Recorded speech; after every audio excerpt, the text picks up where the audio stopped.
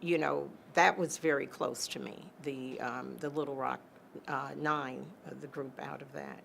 Um, but the Brown versus Board of Education, again, you know, my connection more so was with the Legal Defense Fund, having to go up to the office and hearing the attorneys who were working on not only that case, who had worked on that case, but working on the current cases at that time. You know, I was there, you know, in the office. I was helping fold, you know, stuff envelopes, to ask donors to give to the Legal Defense Fund so they can support the activities in the South. So, I was a little girl, doing that. So that would be, what I would say, my involvement was. Even to the extent, I'll just give you one incident. Um, Constance Baker Motley, who was one of the attorneys on the case, she became a judge. But before she became a judge, and she was with the Legal Defense Fund, she lived in the same development where we lived in Harlem, which was called Riverton. And I would meet my mother after, when it was time to get off. And so the three of us were trying to get a cab. And the Legal Defense Fund, their office was 59th Street in New York City. And so it was like Midtown, I guess you would say. And we had to get in a cab, and we were going to Harlem. So what we had to do, sometimes stand on the south side, so the cab drivers would think we were going south as opposed to going north.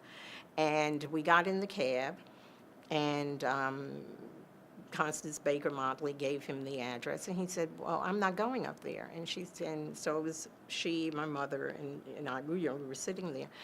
And she said, "Well, we're going to sit here until you take us." And we were sitting, I'm nudging my mother because I'm a teenager saying, "Oh, when are we going to get out of this cab? Let's just get another cab." And my mother said, "No, we're sitting here." So finally, when he wouldn't, she said, "Okay, well, drive us to the nearest police station because we're going to report you because, you don't want to take us up to Harlem."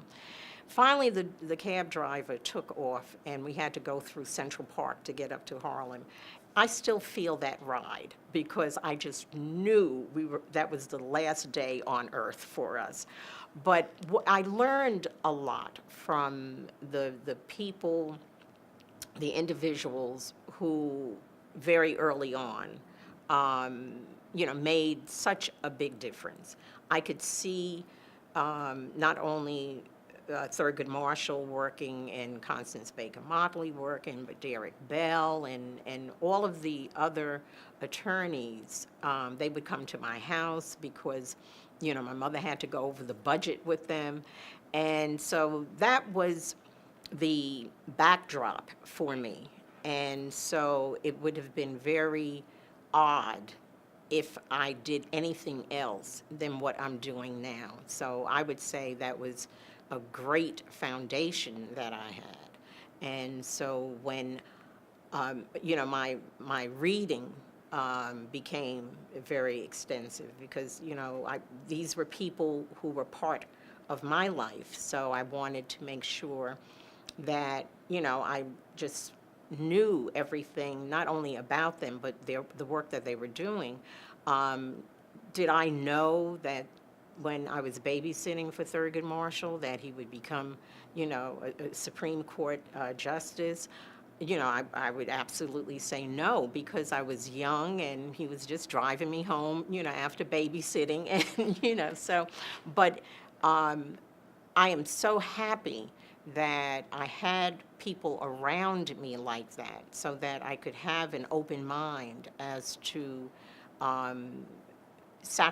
making sacrifices to make a difference for people of color, and especially for African Americans in this country, and not only in this country, globally, because of the way that African Americans are or were or are portrayed, throughout the world. So I think it's important. When we were in SNCC, we were talking about apartheid and Nelson Mandela, and when we were talking about Nelson Mandela and the necessity to free him, and the impact that freedom organizations made, then a lot of people did not want to hear that here. I lived in Tanzania, in East Africa, for a while in 1970, and I actually went over to SWAPO and the ANC and the freedom organizations, African organizations, and I ended up typing up speeches, and some of the speeches, or some of the people that I was typing up speeches, they became presidents of Namibia and countries like that. So, my involvement was a little more than like from 1960 to 65. I would say that it really started when I was born with my parents, and the fact that I was always around people who were activists. When I was born in New York City, we moved into the building where Mayor LaGuardia lived, and there were jazz musicians living in the building, and they were activists. A lot of the jazz, a lot of the musicians were very, very involved in the different movements, in the early movements. So, so my background sort of lend itself to being involved. So even though I was not here in the South, there were many of us in the North who were very conscious of what was going on in the South, and we were not disconnected.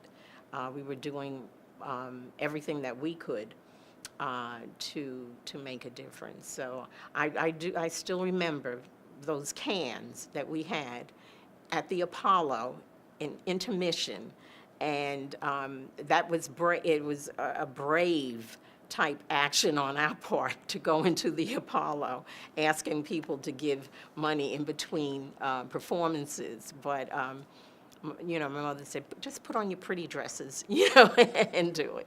So we did. Okay. Mm-hmm. Okay. Is there anything else that you want us to No, know? I mean, I naturally, there were people in the North, Flo Kennedy, who was an attorney, and she was very, very involved. So, we were there, and we were we weren't just onlookers. We wanted to, and many of us did make a difference. Okay? Thank you so much. Okay.